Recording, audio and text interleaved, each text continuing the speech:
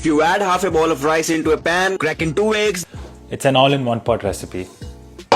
I mean, washed rice, 2 eggs. Then throw in 250 grams of chicken along with onion, garlic, salt and your favorite spices.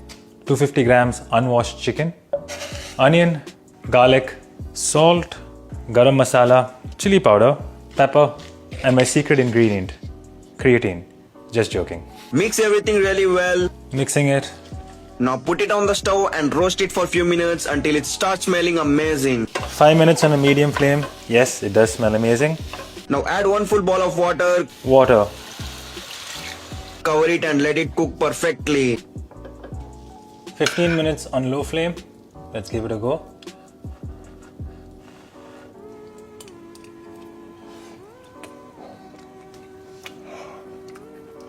Really good, very easy, 8 on 10.